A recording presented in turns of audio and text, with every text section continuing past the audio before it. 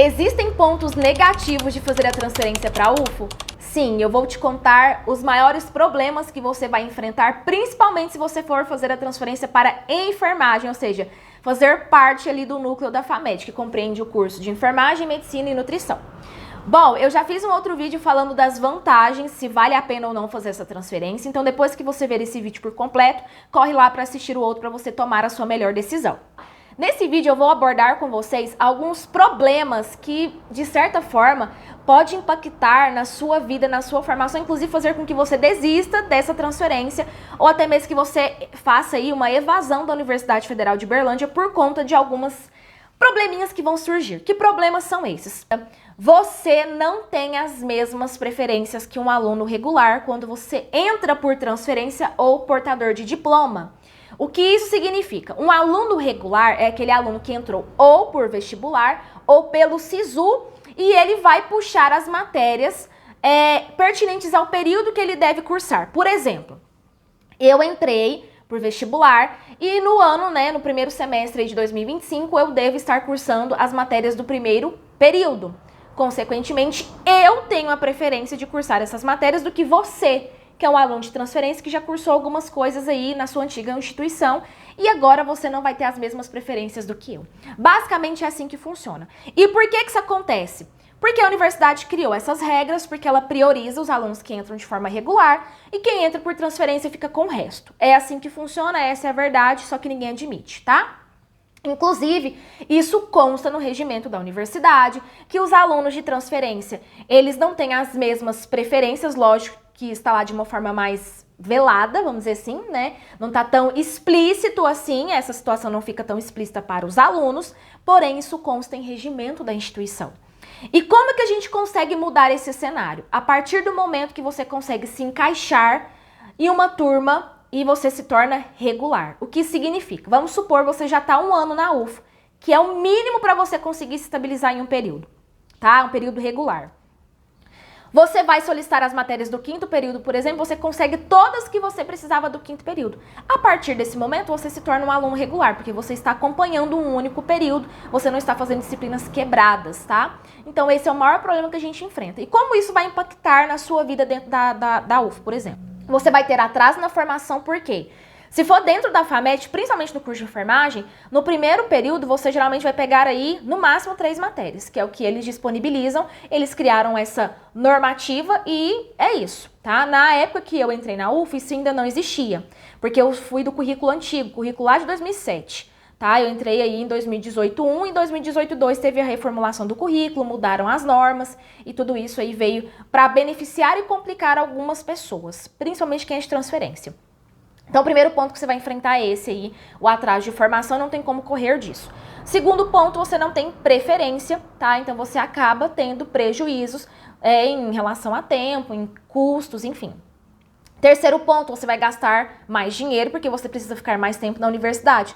Principalmente se você vem de outro estado, outra cidade, como foi o meu caso. Porque eu saí da PUC de Goiás, lá em Goiânia, para vir fazer a faculdade aqui, finalizar o curso aqui. Outro ponto que eu acho negativo é que quando você entra por transferência, as panelinhas, vamos dizer assim, já estão formadas, já existem os seus grupos específicos, todo mundo já se conhece e você acaba sendo, de certa forma, excluído por um período até que você cria afinidade com as pessoas, você cria um vínculo de amizade e nem sempre você vai ser bem recebido. Eu não posso dizer sobre o atual, sobre como está sendo neste momento.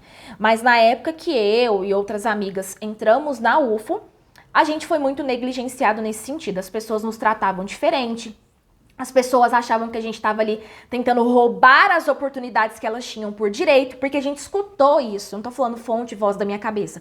Isso realmente aconteceu conosco, Então, de certa forma, você acaba sendo excluído porque as pessoas não aceitam você ali, sendo que você não tá roubando o lugar de ninguém, você não tá pegando nada de ninguém, você entrou por um processo seletivo que a universidade abriu, você conquistou sua vaga e é isso, você tem os mesmos direitos, mesmo que não aplicados de forma tão regular como a gente gostaria. Você ainda é um aluno da instituição e é isso que importa, você segue o mesmo regimento que os alunos regulares vão seguir, os seus deveres e as suas obrigações também e os seus direitos da mesma forma. E você precisa ter em mente que às vezes você não vai ser tão bem acolhido quanto se você tivesse entrado de forma regular, conhecido as pessoas desde o início, tá? Mas isso não te impede de fazer amizades, de criar um vínculo e assim por diante.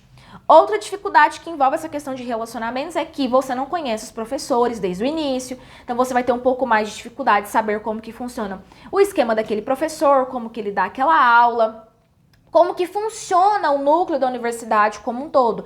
Isso envolve professores, funcionários, assim, toda a estrutura mesmo curricular e funcional de uma instituição pública. E por fim, e não menos importante, o impacto na sua saúde mental. Eu, ao longo do meu período de curso ali na UFO, né, porque eu atrasei bastante, eu deveria ter formado aí com 2 anos e meio, eu tive que ficar quase 5 anos na instituição, tá? Quase fez 5 anos, até porque eu peguei 2 anos de pandemia, então isso também contribuiu para esse atraso. Então, tecnicamente, eu tive 3 anos de atraso, deveria ter formado aí com 2. Mas acontece, tá, gente? Então, é uma coisa que eu passei, ninguém me falou, e eu tive que vivenciar isso na pele, e possivelmente você vai passar por isso também.